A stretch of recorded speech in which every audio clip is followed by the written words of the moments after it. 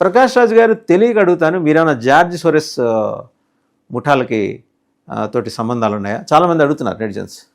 భారత వ్యతిరేకతని నరాల్లో ఇంజెక్ట్ చేసుకుంటూ, ఒకవేళ ఒకరోజు ఇంజెక్షన్ మర్చిపోతే ఈరోజు డోస్ కూడా రెండో రోజు వేసుకుంటూ, ఇంతగా మన ప్రధానమంత్రిని బహిరంగ మార్కెట్లో అవహేళన చేసే విధంగా మీరు మాట్లాడుతున్నారే, ఎంతవరకు కరెక్ట్? మీకు శుద్ధులు చెప్పాల్సిన అవసరం మాకు లేదు, మీరే ప్రపంచానికి శుద్ధులు చెప్తారు. భర్తృహరి సుభాషితాలని చిన్నప్పుడు చదువుకున్నాం, మిమ్మల్ని చూసి సిగ్గుపడాలి భర్తృహరి.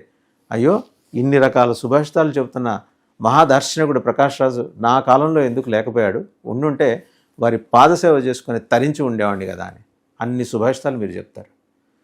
ప్రకాష్ రాజు గారు పక్క దేశంలో, మన శత్రు దేశం అంటానికి కూడా నాకు మనసు రాదు, కానీ అది శత్రు మూకలు ఉన్న ఒక ప్రాంతం, ఒక టెర్రర్ క్యాంప్ అది.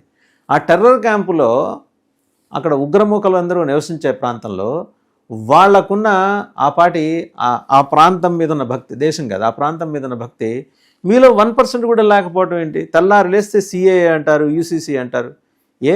26 మందిని చంపి చాలా దుర్మార్గంగా మతాల పేరు చెప్పి చంపినప్పుడు మీ నోరు పెగలలేదే? పెగలదా మీకు?